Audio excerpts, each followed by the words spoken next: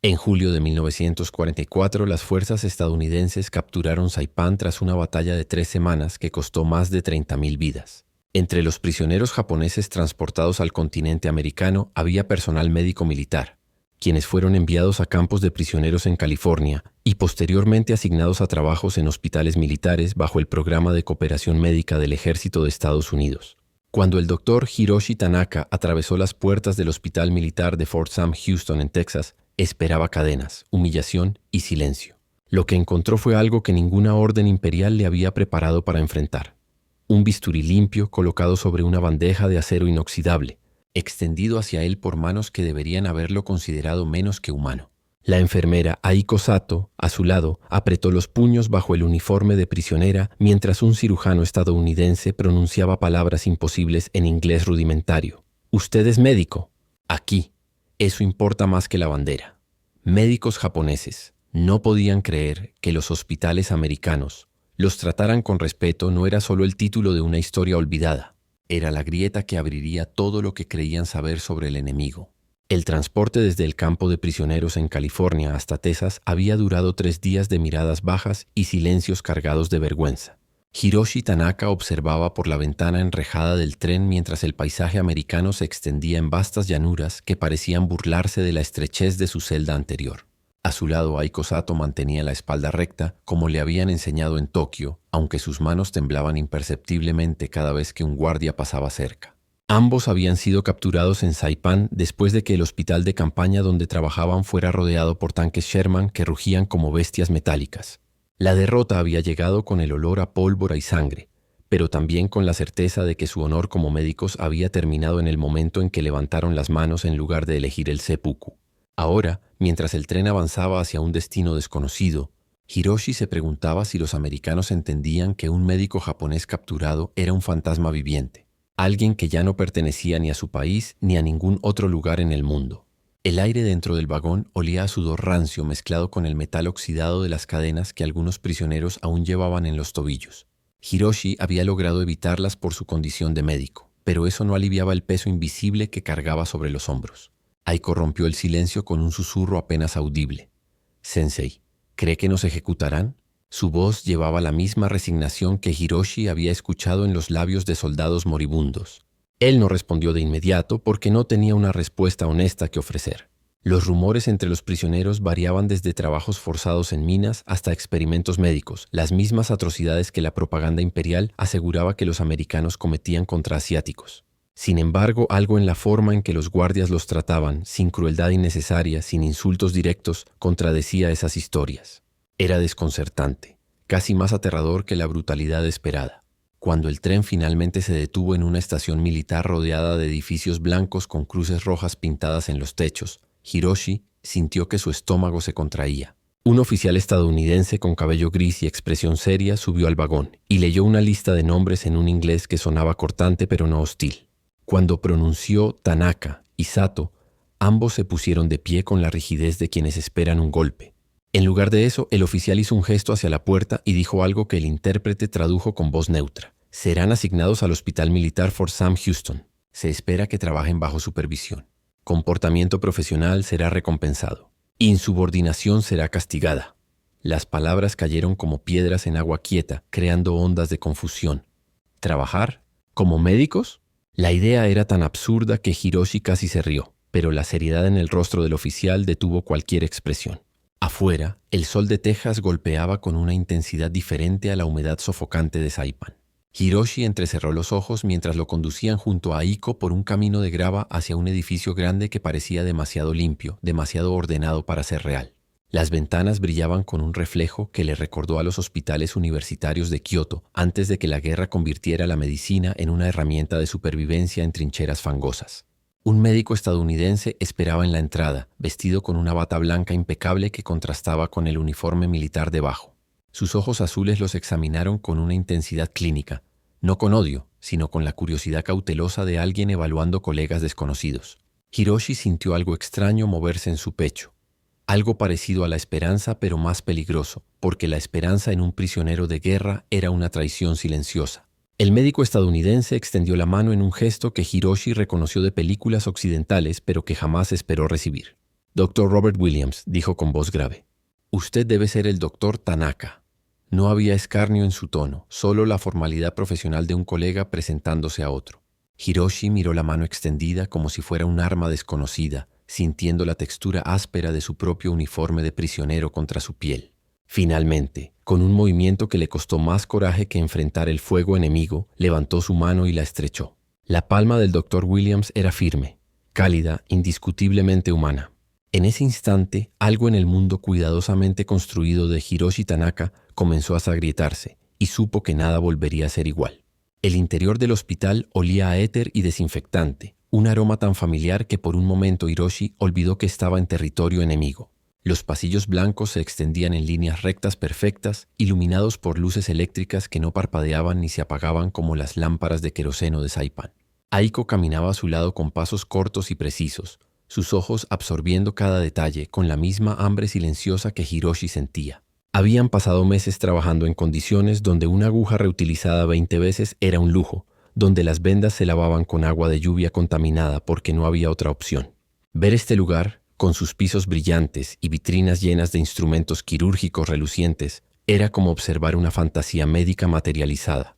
El Dr. Williams los guiaba sin prisa, señalando ocasionalmente una sala o un equipo, sus palabras traducidas por un intérprete japonés-americano de rostro inexpresivo que parecía tan incómodo con la situación como ellos. En la sala de cirugía, Hiroshi se detuvo abruptamente. Sobre una mesa metálica descansaba un conjunto completo de instrumentos que parecían recién fabricados. Pinzas de precisión, bisturíes con hojas intercambiables, retractores de diferentes tamaños, todo organizado con una meticulosidad que hablaba de abundancia, no de escasez. Sus dedos se movieron inconscientemente, como si quisieran tocar esos instrumentos para confirmar que eran reales.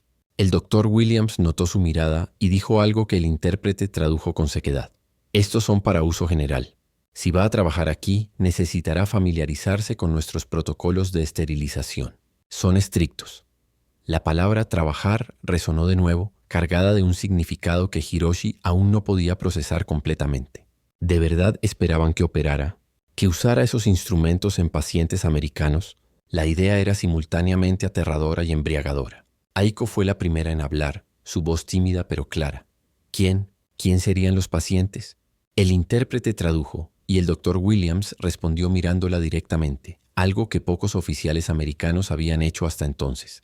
Soldados estadounidenses que regresan del Pacífico, algunos con heridas complicadas, otros con enfermedades tropicales.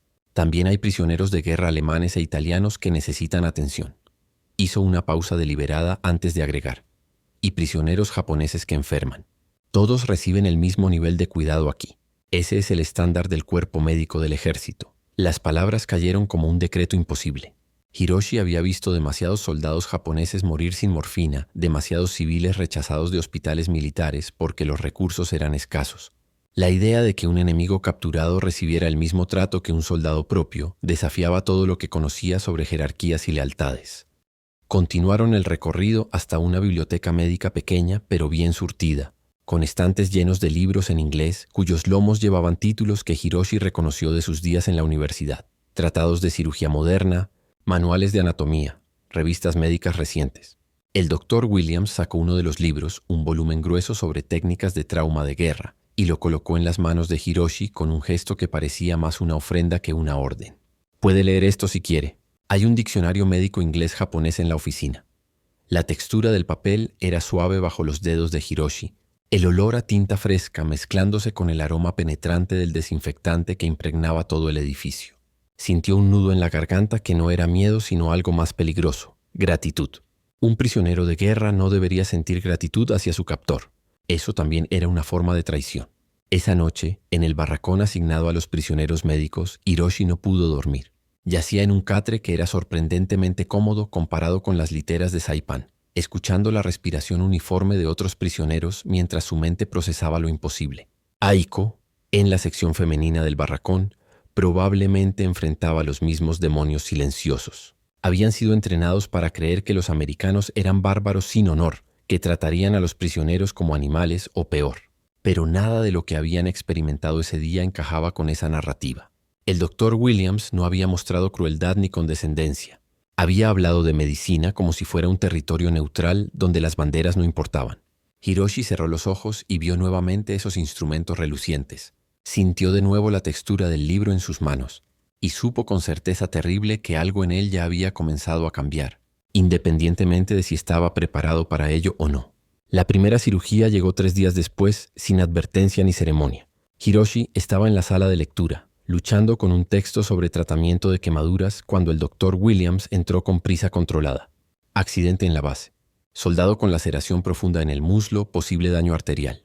Necesito manos adicionales. El intérprete apenas tuvo tiempo de traducir antes de que Williams hiciera un gesto brusco hacia la puerta.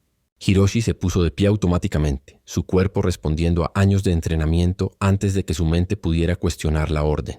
En el quirófano, el olor a sangre fresca lo golpeó con una familiaridad brutal, transportándolo instantáneamente a las tiendas de campaña de Saipan, donde había operado bajo el sonido de morteros cayendo. Pero aquí las luces eran brillantes y estables.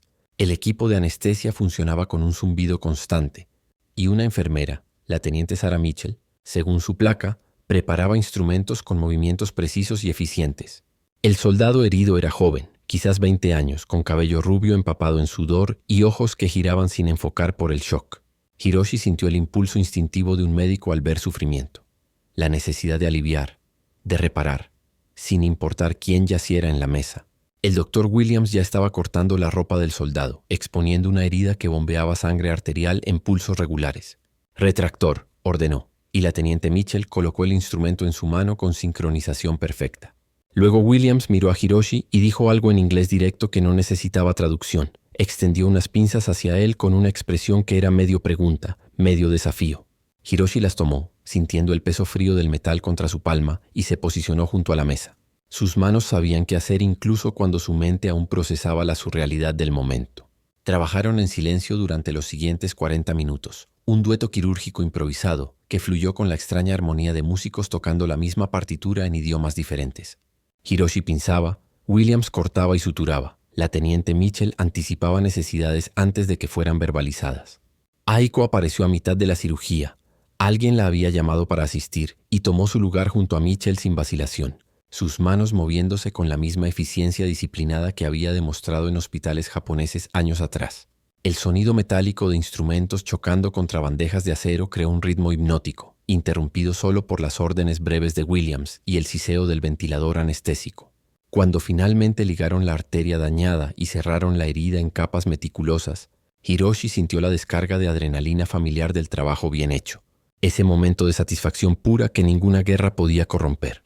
Afuera del quirófano, mientras se lavaban las manos en lavabos paralelos, el doctor Williams habló sin mirar a Hiroshi directamente. «Buen trabajo. Manos firmes». El intérprete tradujo con voz monótona, pero Hiroshi no necesitaba la traducción. El tono lo decía todo. Había respeto en esas palabras, el tipo de reconocimiento que un maestro da a un aprendiz competente o que un colega ofrece a otro. Hiroshi sintió algo caliente y peligroso subir por su garganta, emoción tal vez, o la liberación de tensión acumulada. Asintió brevemente sin confiar en su voz. Aiko, lavándose las manos en el lavabo al lado del de la teniente Mitchell, intercambió una mirada rápida con Hiroshi que contenía 1000 preguntas silenciosas. ¿Qué significaba esto? ¿Habían traicionado algo al salvar la vida de un soldado enemigo? ¿O simplemente habían hecho lo que cualquier médico debería hacer? Esa noche en el barracón, Hiroshi examinó sus manos bajo la luz tenue de una lámpara. Eran las mismas manos que habían cosido heridas de soldados japoneses mientras los aviones americanos bombardeaban posiciones cercanas. Las mismas manos que habían cerrado los ojos de camaradas muertos que habían temblado de impotencia cuando los suministros se agotaron y las infecciones se extendieron sin antibióticos para combatirlas. Pero hoy esas manos habían tocado instrumentos que brillaban con abundancia, habían trabajado bajo luces que no fallaban, habían salvado una vida con recursos que parecían ilimitados. La textura del algodón limpio que había usado para secar sus manos después de la cirugía aún persistía en su memoria táctil. Algo tan simple como gasa nueva y estéril se había convertido en un lujo que casi lo hacía llorar. Cerró los puños lentamente, preguntándose si estas manos aún le pertenecían o si ya eran de algo más grande que banderas y emperadores. El juramento eterno de sanar que había pronunciado mucho antes de que la guerra decidiera convertirlo en enemigo de medio mundo. Las semanas siguientes establecieron un ritmo que Hiroshi nunca hubiera imaginado posible. Cada mañana, él y Aiko eran escoltados al hospital donde participaban en rondas médicas. Asistían cirugías e incluso, para su absoluta incredulidad, eran invitados a sesiones educativas donde médicos estadounidenses presentaban casos complejos y debatían tratamientos. El Dr. Williams resultó ser un profesor nato, alguien que explicaba procedimientos con paciencia metódica incluso cuando el intérprete luchaba con terminología médica especializada. La teniente Mitchell, por su parte, trató a Aiko con una calidez profesional que gradualmente derritió las defensas de la enfermera japonesa. Hiroshi observaba estas interacciones con fascinación creciente, notando cómo la medicina creaba un idioma paralelo donde las palabras importaban menos que el entendimiento compartido de anatomía, fisiología y el impulso fundamental de preservar vidas. Un día, mientras estudiaba radiografías de un paciente con tuberculosis, Hiroshi levantó la vista para encontrar al Dr. Williams observándolo con expresión pensativa. «¿Qué ve?», preguntó Williams, señalando las placas iluminadas. Hiroshi titubeó, no por falta de conocimiento, sino por el hábito arraigado de mantener silencio, de no ofrecer opiniones como prisionero. Pero Williams esperó con paciencia genuina, y finalmente Hiroshi habló en japonés, señalando áreas específicas mientras el intérprete traducía. Cavitación en lóbulo superior derecho. Infiltración que sugiere progresión activa. El paciente necesitará reposo prolongado y posiblemente neumotórax artificial si no responde a tratamiento conservador. Williams asintió lentamente, una sonrisa apenas perceptible curvando sus labios. Exactamente lo que pensé. Veo que Japón produce buenos médicos. El comentario fue casual, casi despreocupado, pero golpeó a Hiroshi con la fuerza de una revelación. Williams lo veía como médico primero, como enemigo después, quizás ni siquiera como enemigo en absoluto. El verdadero punto de quiebre llegó cuando trajeron a un prisionero japonés gravemente enfermo, un soldado joven con peritonitis avanzada que necesitaba cirugía urgente o moriría en horas. Hiroshi fue llamado específicamente porque el paciente deliraba en japonés, y Williams pensó que tener un médico que hablara su idioma podría calmar su pánico. En el quirófano, mientras preparaban al soldado, el joven abrió los ojos y reconoció a Hiroshi. «Sensei», susurró con voz quebrada, «¿estoy en el infierno?». La pregunta contenía tal desesperación que Hiroshi sintió su corazón contraerse. Se inclinó cerca, ignorando los protocolos, y respondió en voz baja. «No, estás en un hospital. Vamos a salvarte». Las lágrimas corrieron por las sienes del soldado mientras la anestesia comenzaba a hacer efecto.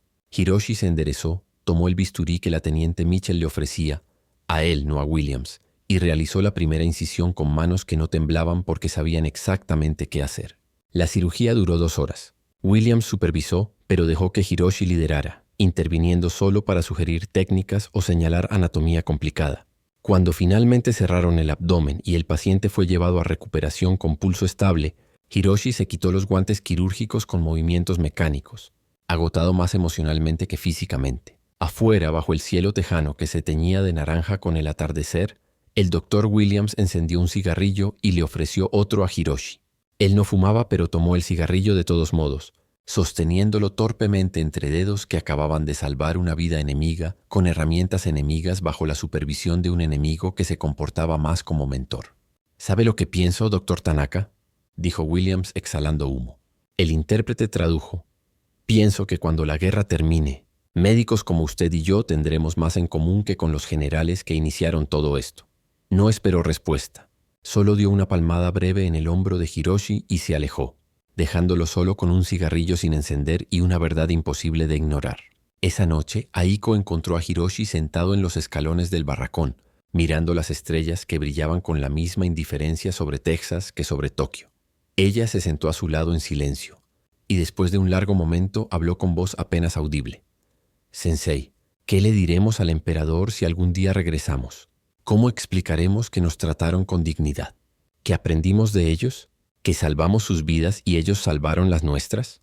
Hiroshi no tenía respuesta. Solo sabía que algo fundamental había cambiado, que el mundo no era tan simple como la propaganda de cualquier lado pretendía, y que el olor a éter y desinfectante ahora significaba algo diferente.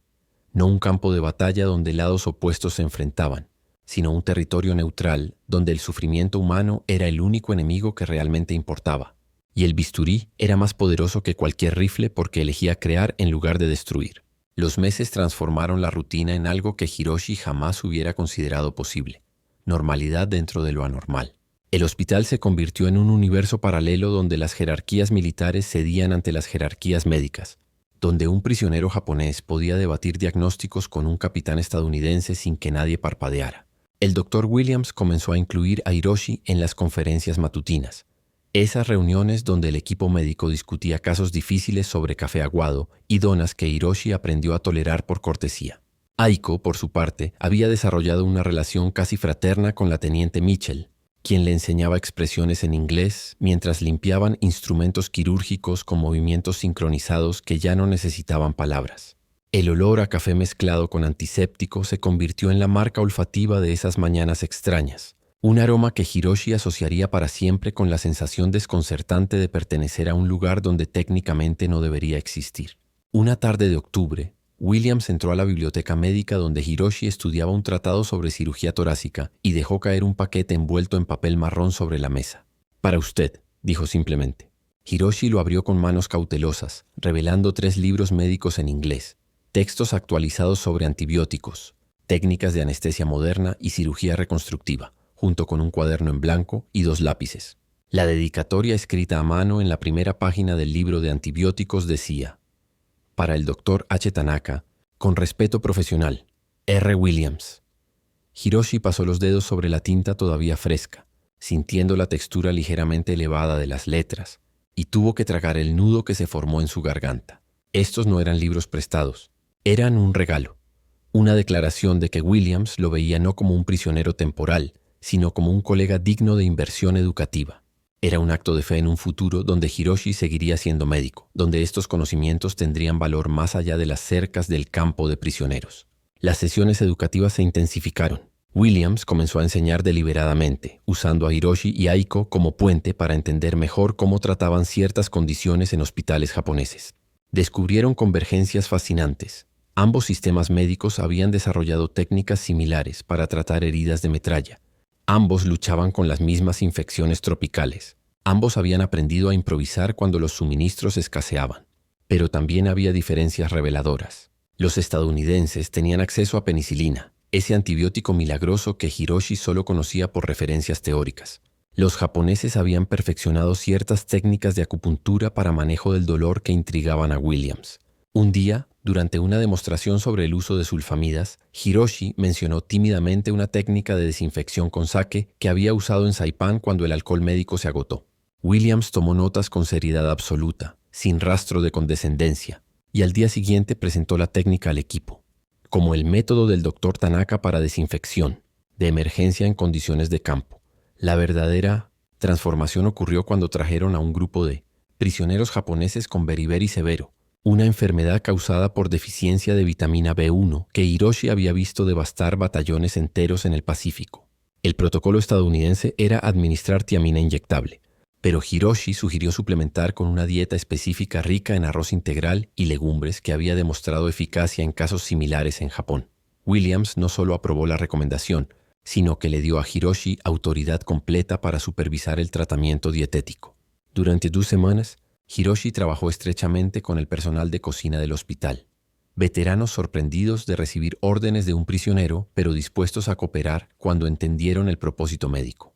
Los pacientes mejoraron notablemente y Williams presentó los resultados en una reunión administrativa, citando a Hiroshi por nombre y título. Fue la primera vez que Hiroshi escuchó su nombre precedido por doctor en boca de múltiples oficiales estadounidenses, y el sonido fue simultáneamente validador y desgarrador, porque significaba que había cruzado una línea invisible de la cual no habría retorno. Esa noche en el barracón, un prisionero mayor, un sargento que había perdido un brazo en Guadalcanal, se acercó a Hiroshi con expresión torturada. ¿Cómo puede trabajar con ellos tan cómodamente? ¿No siente vergüenza? La pregunta contenía todo el peso de la lealtad tradicional, del bushido que exigía muerte antes que colaboración. Hiroshi miró al hombre durante un largo momento antes de responder con voz tranquila pero firme. Cada día salvo vidas. Algunas americanas, algunas japonesas. Si eso es vergonzoso, entonces soy culpable. Pero prefiero ser un médico deshonrado que un soldado honorable con las manos vacías mientras hombres mueren por falta de tratamiento. El silencio que siguió fue denso, cargado de juicios no verbalizados. Aiko, desde su sección del barracón, había escuchado todo y encontró los ojos de Hiroshi a través de la penumbra. En su mirada había comprensión absoluta, porque ella enfrentaba los mismos demonios cada vez que la teniente Mitchell le sonreía con genuina amistad, cada vez que salvaban juntas una vida y sentían la satisfacción prohibida del trabajo compartido que trascendía banderas y uniformes. El invierno llegó a Texas con una frialdad seca que contrastaba brutalmente con la humedad tropical a la que Hiroshi estaba acostumbrado. En diciembre trajeron a un soldado estadounidense con lo que el informe médico llamaba fatiga de combate, un eufemismo para el colapso psicológico, que Hiroshi había presenciado en ambos lados del conflicto, pero que rara vez se trataba con seriedad en el ejército japonés. El soldado, un cabo de apellido Morrison, temblaba incontrolablemente en su cama, los ojos vidriosos fijos en algo que nadie más podía ver, murmurando nombres en un bucle infinito. Williams asignó a Hiroshi para asistir en el tratamiento, explicando que querían probar una aproximación que combinara sedación ligera con terapia conversacional estructurada. Era territorio nuevo para Hiroshi, quien había sido entrenado para reparar cuerpos, no mentes, pero la confianza implícita en la asignación lo llenó de una determinación nerviosa. El olor a sudor de miedo que emanaba de Morrison era diferente al olor metálico de heridas físicas, más penetrante, más difícil de ignorar. Durante las sesiones con Morrison, Hiroshi descubrió algo inesperado. El lenguaje de la trauma era universal. Aunque trabajaba a través del intérprete, las palabras importaban menos que la presencia constante, la voz calmada, el reconocimiento de que el terror era real incluso cuando no había balas presentes. Morrison había estado en Iwo Jima. Había visto a su mejor amigo desaparecer en una explosión. Había pasado 3 días escondido en un cráter lleno de cadáveres, esperando rescate. Cuando Hiroshi escuchaba estas historias, veía reflejados los rostros de soldados japoneses que habían murmurado confesiones similares en hospitales de campaña. Hombres rotos por el mismo horror, pero vestidos con uniformes diferentes. Una tarde, Morrison miró directamente a Hiroshi con una lucidez súbita y preguntó a través del intérprete: ¿Usted también tiene pesadillas? La pregunta era tan directa, tan despojada de política, que Hiroshi respondió con honestidad antes de pensarlo. Sí, cada noche. Morrison asintió como si hubiera recibido confirmación de algo importante. Y después de eso comenzó a mejorar gradualmente. La teniente Mitchell reveló su propia historia durante una pausa entre turnos, sentada junto a Aiko en la sala de descanso mientras compartían té que Aiko había preparado con hojas que Williams había conseguido especialmente para ella. Mitchell habló de su hermano, un piloto derribado sobre Francia que pasó 2 años en un campo de prisioneros alemán antes de ser liberado, convertido en un extraño silencioso que ya no reía. A veces me pregunto, dijo Mitchell con voz suave, si los alemanes que lo mantuvieron prisionero eran como ustedes, personas atrapadas en algo más grande que ellos, haciendo lo mejor posible en circunstancias imposibles. Aiko no supo qué responder, pero tomó la mano de Mitchell con un gesto que trascendía palabras. La textura de la piel de Mitchell, cálida, ligeramente callosa de años de trabajo de enfermería, era idéntica a la de Aiko misma, y en ese contacto simple había un reconocimiento de humanidad compartida que ninguna propaganda podría borrar. Williams convocó a Hiroshi a su oficina una tarde de febrero, y el tono serio de la invitación hizo que Hiroshi temiera que algo hubiera salido mal, que quizás su comportamiento había cruzado alguna línea invisible. Pero cuando entró, Williams simplemente señaló una silla y sirvió 2 tazas de café terrible. La guerra va a terminar, dijo sin preámbulo. Tal vez este año, tal vez el siguiente. Cuando termine, habrá decisiones que tomar. Hizo una pausa estudiando el rostro de Hiroshi con esa intensidad clínica que usaba para evaluar síntomas.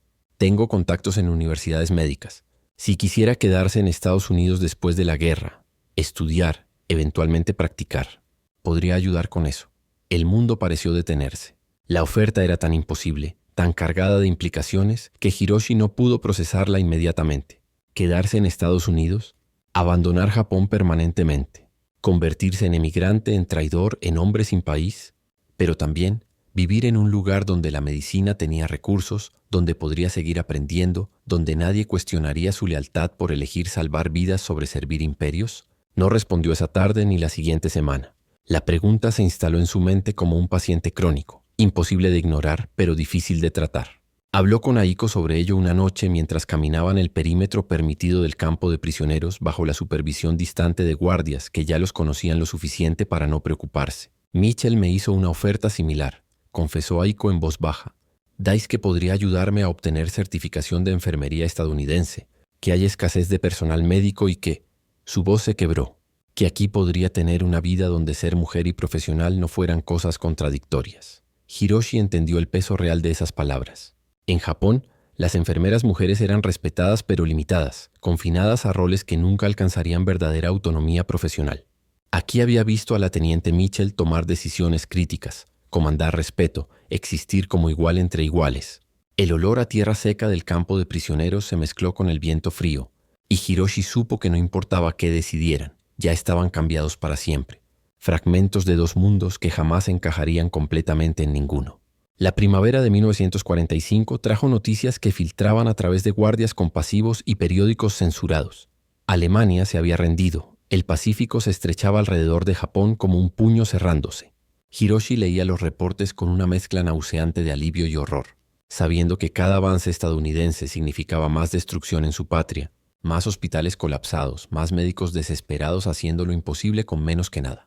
Pero también sabía con certeza dolorosa que la resistencia solo prolongaría la agonía.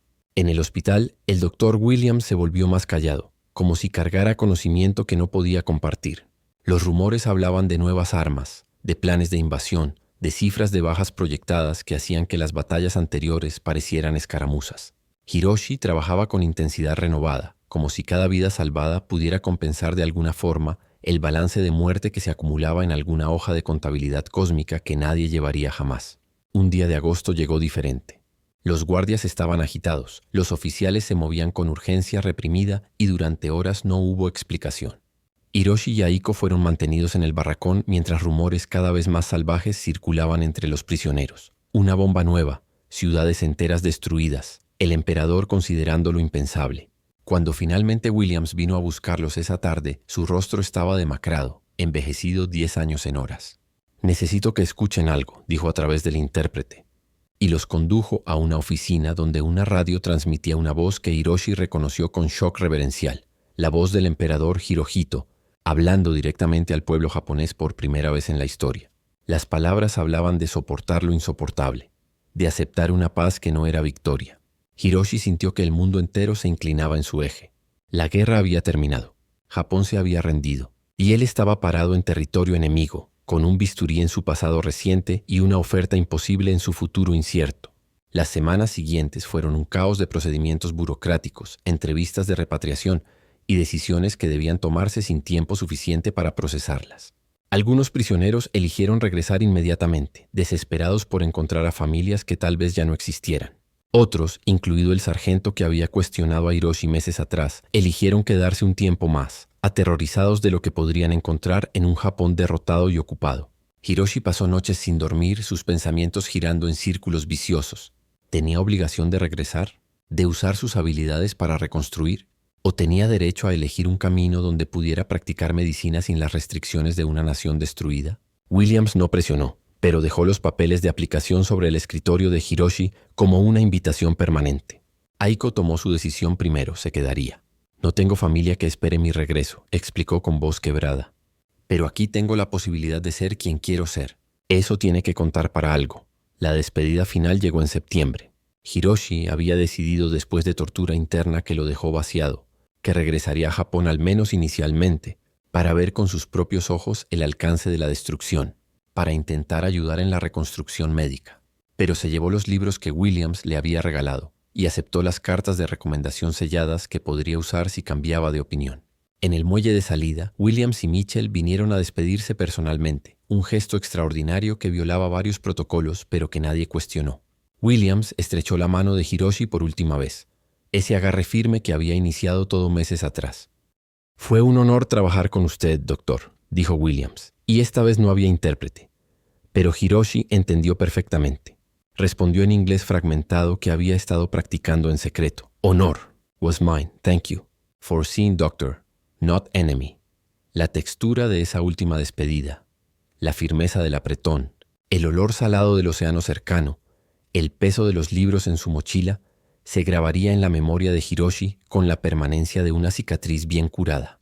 Años después, cuando Hiroshi dirigía una clínica en Hiroshima reconstruida, cuando aplicaba técnicas que había aprendido en Texas y enseñaba a una nueva generación de médicos japoneses sobre antibióticos y protocolos de esterilización modernos, recordaba esos meses en Fort Sam Houston como el periodo que había redefinido todo lo que significaba ser médico.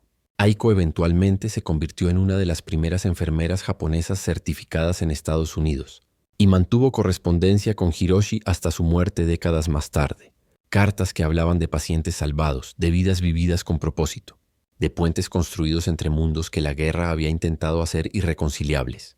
Y en noches tranquilas, cuando el olor a desinfectante le traía recuerdos de aquel hospital imposible, Hiroshi tocaba los lomos gastados de aquellos libros regalados, y sabía con certeza absoluta que algunas heridas, las que la humanidad compartida cosía con hilo de respeto mutuo, sanaban más fuerte que el tejido original, y que el verdadero honor nunca estuvo en morir por una causa, sino en elegir, una y otra vez, preservar la vida sin importar el uniforme que la vistiera.